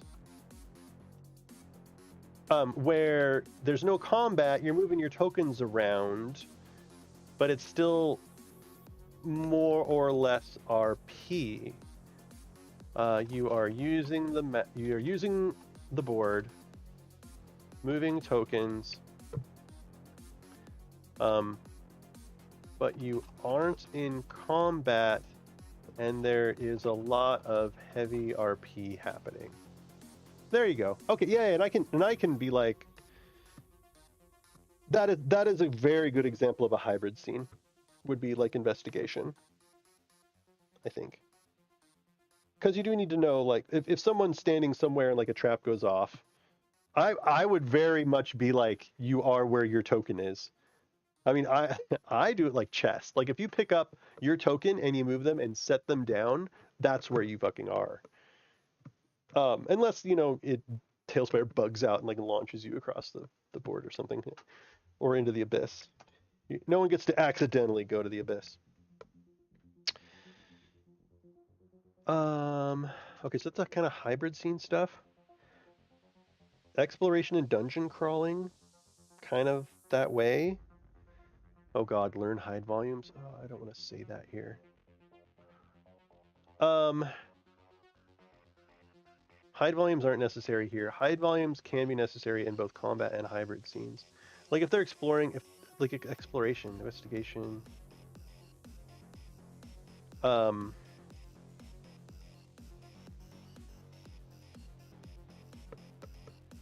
Yeah. I mean, so even in exploration, you could then jump to combat. You could jump to a combat board.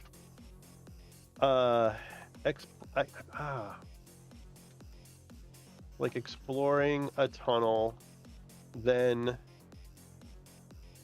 moving to a different slab for combat. Exploring a tunnel, like potentially a scale version, then moving different slab for combat.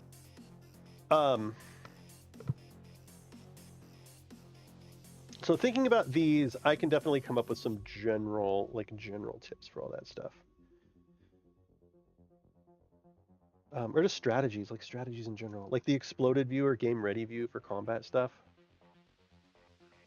In a video game.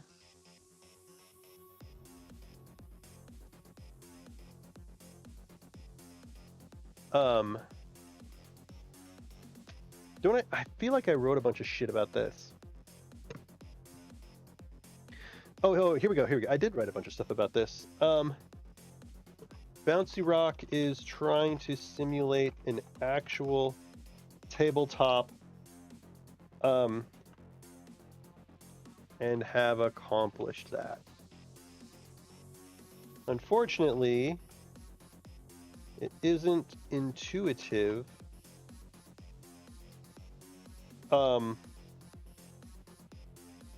To simulate uncovering a map as players explore in a clean, perfect way. By this, I mean hiding everything, period. You can accomplish a lot if you only hide room interiors. What do I say? Like my main advice, a full board works fine until you get into combat and are trying fine manipulation between floors.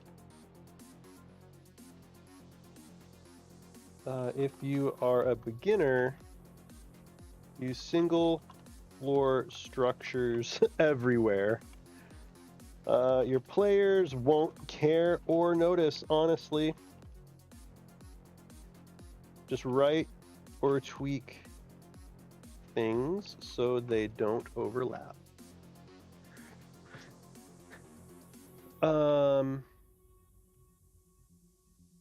General advice for combat scenes, general advice for hybrid scenes, and general advice for roleplay scenes. And I don't want to get too deep into like investigation, exploration, trap, like these things. I have these listed here so that I can find the general stuff that's like kind of that there's a relationship between the three of them, and have that in this kind of general hybrid scenes tips thing. And then I'll probably have a video that is just how to run roleplay scenes in Talespire. If at all. I mean, really, I'd be like, don't. Like, just fucking don't. Don't do that. So I am going to need some sort of matrix in the beginning for like different types of scenes in tabletop RPGs. Even when we get into RP, it can be like, is this RP between players in the party? Is it scenes? But actually, do we need to? I don't know if that really fucking matters. We're gonna say the goals. Like, what are the goals of a roleplay scene? Because the goals of these different scenes, the goals of different scenes are different. Imagine that.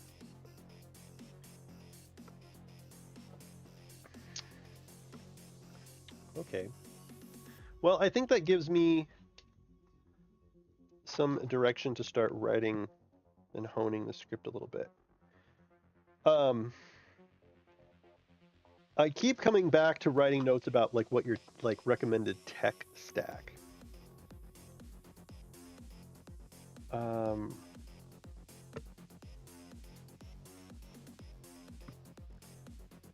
I think I did copy most of my notes for this.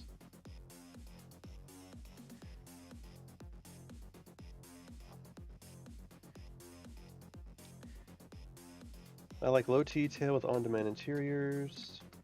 I mean, I'll put this under like city stuff, but I'll just write it in here just to get it out of my notebook. You know what I mean? Full cities are getting common at Tales Tavern, as are mod city blocks. So they're super easy to make. Is all I'm trying to say there. They are super easy to make / get. Be careful on size, though. I like low detail. Actually, LDC. I like low detail, or scale, aka scale. Maps with on-demand interiors. So for me, like, actually, it feels like an RPG video game. Well, I think that there's if you're running around on an overworld map and there's like a loading screen transition into a building, it actually feels normal because of how many RPGs I've played.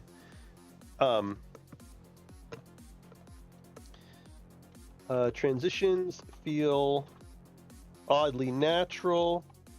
Have buildings with bookmarks if needed, or transition boards. Liberal use of cinema mode and locking view. Too tempting to browse the map. Then to pay attention, then to pay attention. And this, I mean, this would be like, you know, if the focus is on the barbarian at the weapon shop, lock the camera to that.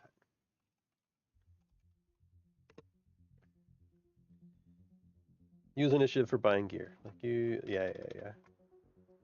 Oops, shift tab. Hello? Shift tab. Apparently no shift tab. There we go. Use initiative to buying gear. I think some of this is duplicated down below. Like this right here, but it's easier to delete stuff than not. Travel, I say using counterboards, have tokens ready. Travel, use counterboards, have tokens ready. Adjust for marching order, just for marching order. There is rarely a need for hide volumes, which is nice. World anvil for a world map. For dude, you're gonna piss me off. Why is my access to this file changed? You're gonna really piss me off.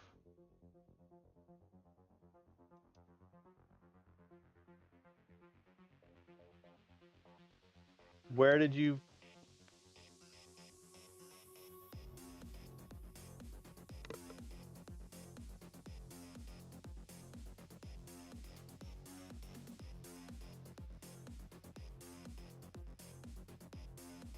All that stuff up under traveling is gone. 10:46. What time is it now? Motherfucker. It's gonna piss me off. If Dropbox keeps doing that, Heim's not gonna be happy, but we might have to go back to Drive.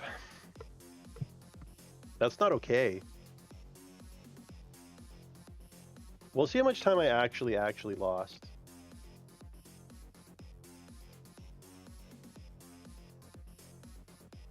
I lost all the stuff that I typed. Hang on, can I just like do this? There you go. Fuck you, buddy.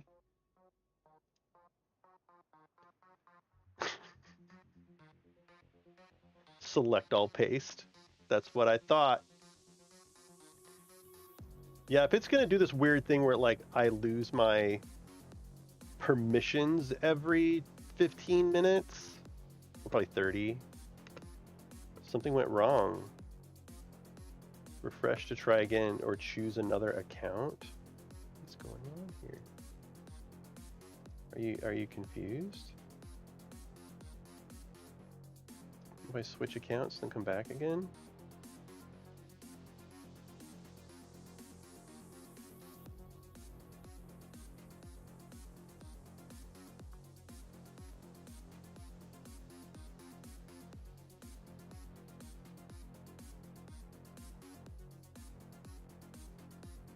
Oh, this is Drive. Sorry, I was like, hang on, I was confused. Bup, bup, bup, bup. I wonder why. Why?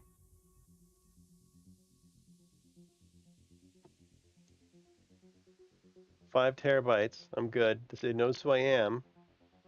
I don't want to switch accounts. I don't want you to fucking lose my shit.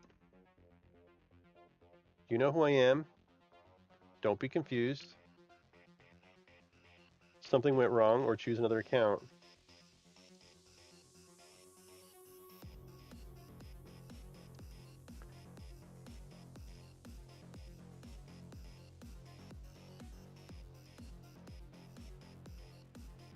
I don't know. I don't know. I mean, it could be that I have like 50,000 Google accounts because I have a lot of Google accounts. Maybe that's what it is. Okay, world anvil for a world map. World map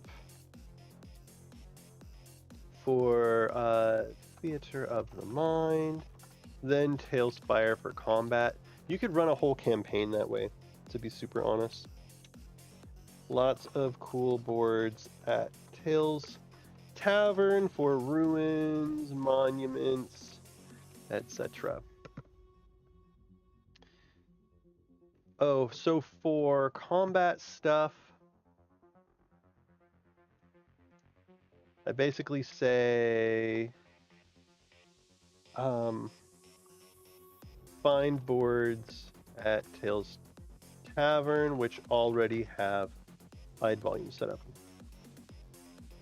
Hide volumes set up, which is this is becoming more common. This is becoming more common, which I think is great. I think it's fucking great. But oh man, I keep every time oh man, I lay down to sleep, and when I'm in the shower, I'm like, man, I should message Bouncy Rock again about like, should I do it right now? Should I just do it right now? I'm gonna do it right now. Here's what I'm gonna do. I'm gonna message Baggers right now. And I basically say, I was basically like, dude, OGL stuff. Oh, dude, here it is. I'm like, hey, this isn't following the standard feature request protocols, but I'm hoping it can ask a favor. Fog of War is a pretty big burden regarding hide volumes. It'd be huge if hide volumes just didn't need to be square. That's it. Just allow them to be freely shaped by adding points to the cube. That is the difference between maps taking 20 versus 120 hours. And he says, makes total sense, plenty of edge cases with crossing lines, etc., but I'll keep it in mind. And I'm basically going to say, I'm going to quote myself here. Reply. Just checking in on this. A lot of the messages I get at YouTube, that I get via YouTube comments and on my stream are that Talespire can't be adopted until hiding things is easier. Frowny face. I do think if we had non-cubic hide volumes, we could appease folks for a few years, honestly.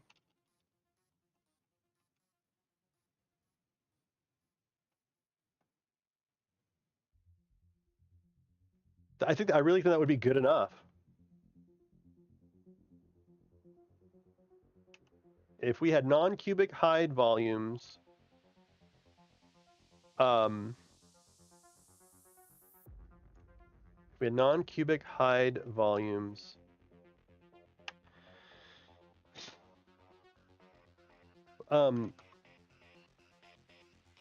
community could make do without mature Fog of War for several years.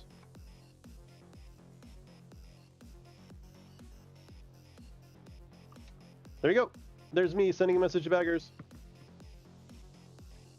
that just says, please, if it was non-cubic. And that's the thing, is it have to be fucking cubic. Like, why? Like, it doesn't make any sense. It doesn't make any sense. I don't care about edge cases. I don't care about, you know what I mean? Like, let us worry about it. Right? If any edge of our thing touches a thing, then it makes it invisible. Right? It's not rocket science.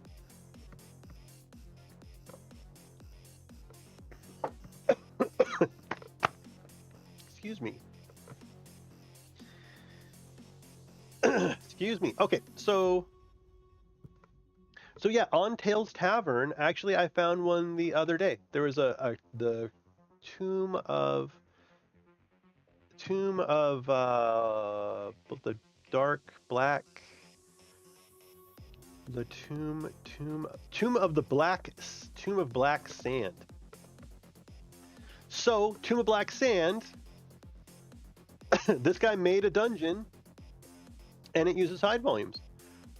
I mean, it's what he says, that it's set up with hide volumes. I haven't actually looked at it, but he mentions in here he has like a change log, which is interesting. He has like a change log. Reworked hide volumes. It has hide volumes. Good fucking you, man. And he made it for this particular adventure. Tomb of the Black Sand. Well, $30. It's spendy.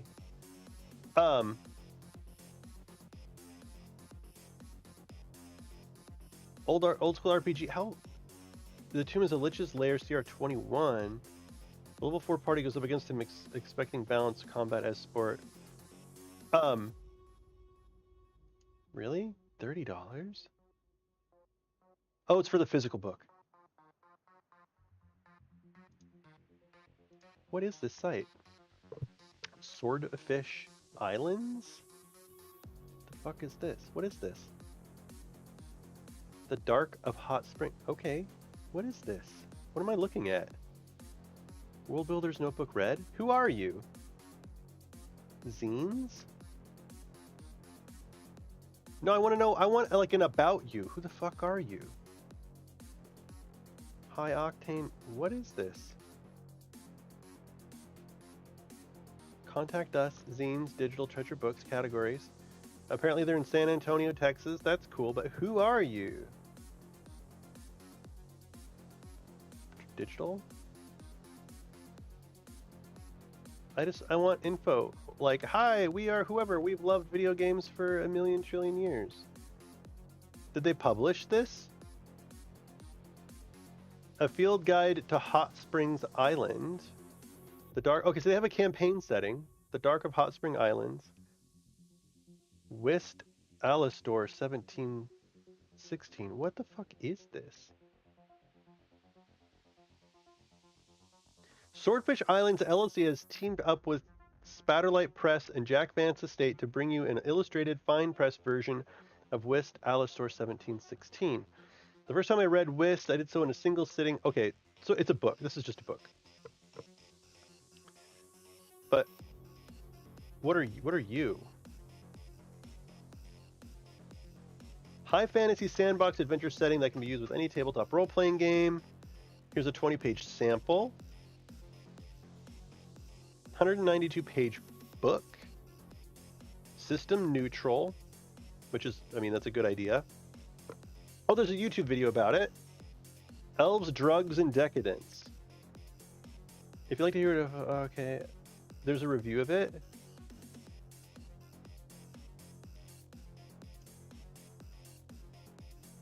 A sandbox of black powder. Okay. 3 basic parts: charcoal, saltpeter, and sulfur. Blah blah blah blah blah blah blah.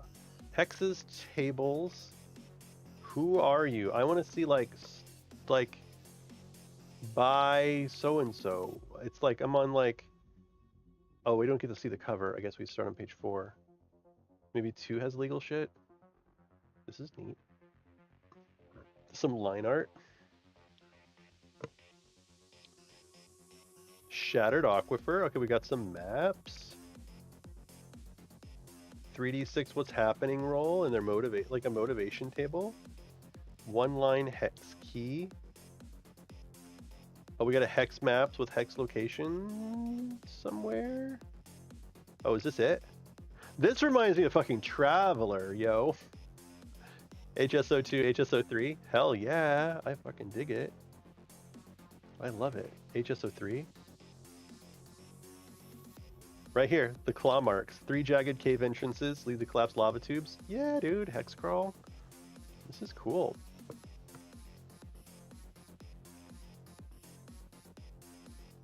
I wonder, is the theme just like you land there and like there's just like shit there to kill you? Is there stuff going on? Maybe I should actually read it. Sorry. I mean, you can't read any of this crap. Anyway, yeah. So that guy has hide volumes that work with his thing. That's exciting. That's the only other person that I've ever seen that's like hide volumes fucking work. I think that's everything. Oh, boss. Oh, well, boss fights are kind of like combat. I guess like boss. Talespire shines. Actually, Talespire is amazing for boss fights and huge, cool arenas that would never be practical on a real tabletop, right? You just couldn't fucking do it. Well, this by practical is like time, money, a table big enough. Big bosses sometimes mean flying characters, and actually, I'm not even gonna bother. Actually, well, and doing that physically with risers is a pain in the ass. I think that's about it, yo. Oh, and then I have like in closing. In closing, I hope these tips help you to understand what Talespire is and isn't, and how to keep the attention of your squirrely players during your epic story. There you go. There you go.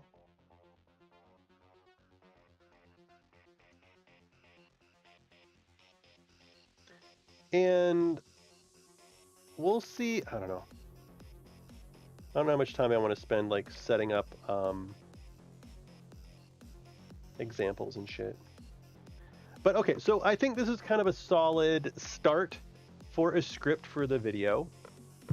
I have a much better direction for what I'm trying to accomplish here, which will make it a lot easier to delete shit that shouldn't be in the video. Like this video, super honest, should have just like stopped halfway through.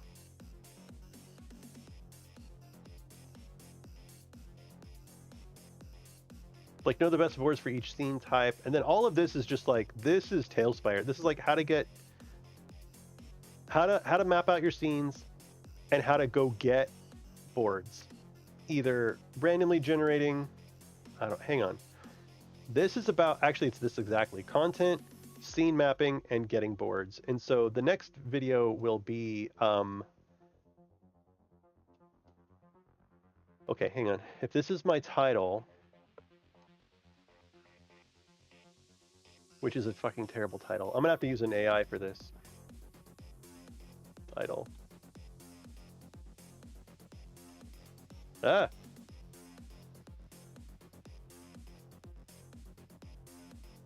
How do I make heals for so this is gonna be like how to.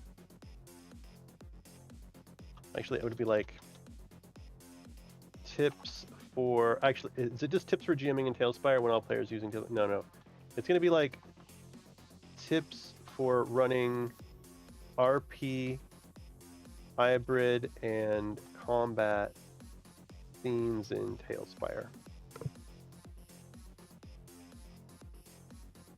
Right? Or tips for using map transitions and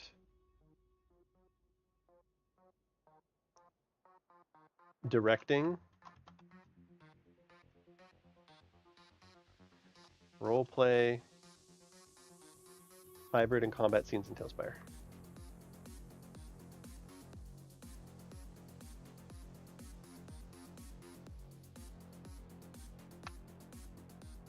In the Talespire VTT, Virtual Tabletop. I feel like I should go to, and like, here, run this through Chat GPT. Actually, hang on. So did you watch the video by the Spiffing Brit?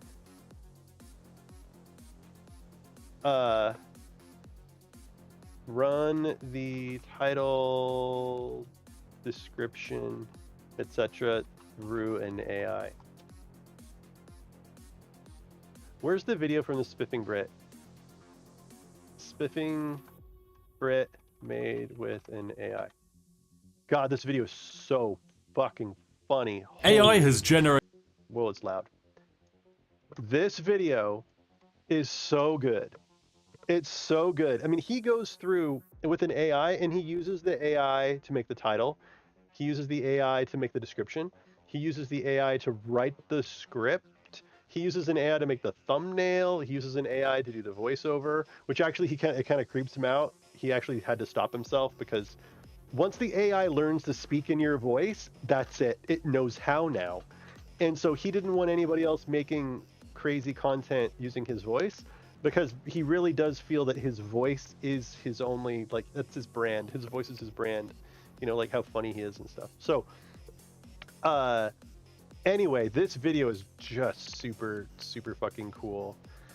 And so anyway, I'm curious about like using some of these tools on mine just to like see what happens, you know what I mean?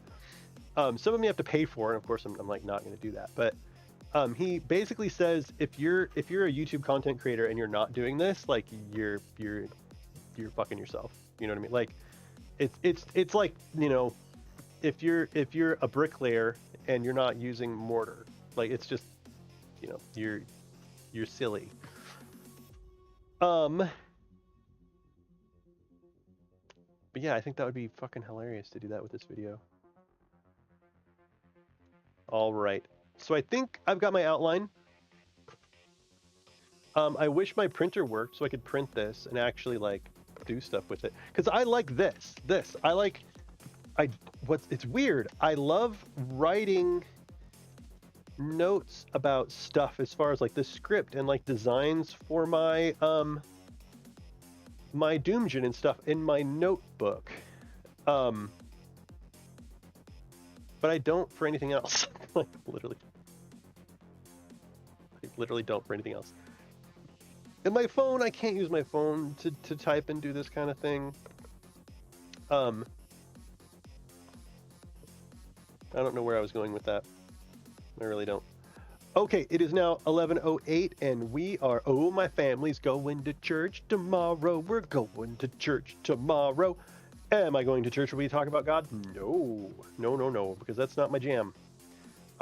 We're going to a humanist universal something church. It's like Church Without God, basically, which is what we need. We just want to meet other families. Maybe they have kids.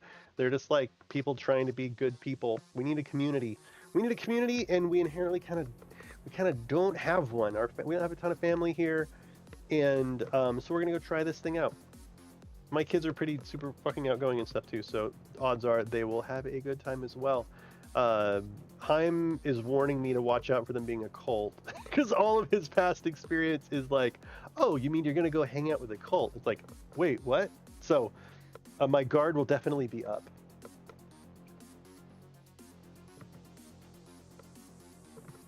But man, we could use some community. We could use some friends that are parents that also have kids that actually, it would be, No, I'm going to degenerate into like Demon Gun's like life stuff now. But we would love to have adult friends that when we said things like, hey, we like you, it seems like you like us, it seems like our kids like one another. Well, you know what we should do? We should plan a play date. We should have a weekly play date where our kids get together and we go do the thing. You know what I mean? Where you say things like that and it actually happens. Right? Without having to feel like I'm like getting them in a headlock. You know, where it's like I send out the Google invite to everyone and I lock it down and I do my project management thing where I like send them a text message the day before to double confirm. Like, you know, I don't want to do that. I don't want to have adult friends where I fucking have to do that. It'd be nice if it was like, okay, we do this thing on Friday. I send the Google invite, and then it actually happened. There wasn't like a stream of excuses, or I didn't have to like be weird about it. I mean, it's what I really appreciate. I really appreciate Haim as like a good friend of mine, because Haim will call me. Stuff will happen in his life, and he will think of me, and he will call me. It's not just like me reaching out to my friends. And I don't know if sometimes like if I'm abrasive or people think I'm obnoxious, or I don't know, people are just busy, but he makes time for me, and it's amazing. And I mean, in return, I make time for him. Like, we talk all the fucking time.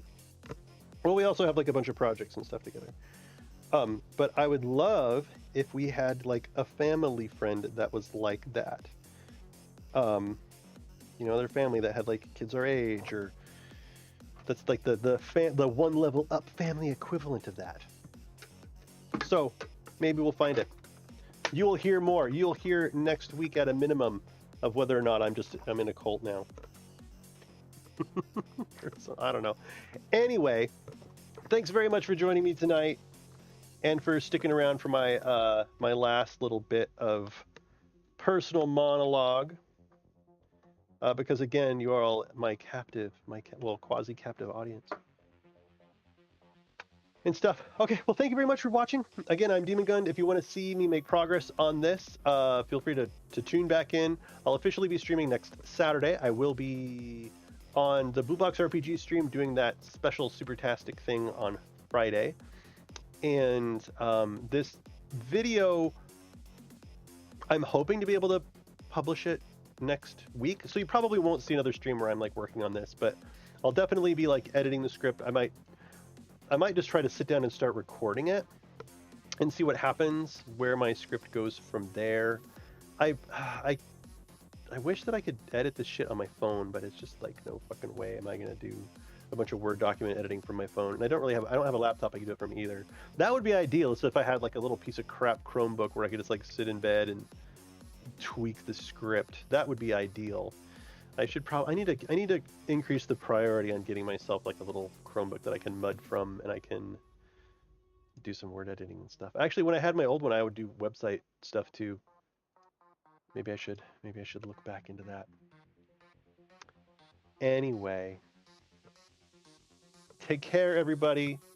Have a great night. Thanks for stopping in, Hammerin, and everybody else who might be watching. Have a great. Actually, wait. Is Holofox isn't streaming his game, is he? No way, right? There's no way. That would be interesting if Holofox is streaming his game. Bop bop beep bop bop boop beep bop bop bop bop. Cubby Panda, who's that? Dungeons Bloking and Darker.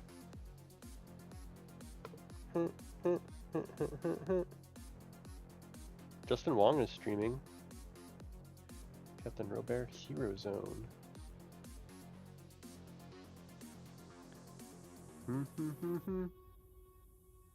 Oh, Zosti's doing Super Metroid. Pangea Panga? Sound Voltex, what the fuck is that? He's not making. He's doing DDR. It looks like. Huh? I thought he's no longer doing Mario Maker stuff. He was. Oh, dude. Mitch Flower Power. Whatever. You're adults. You can find something else to watch. Have a great night, everybody. I will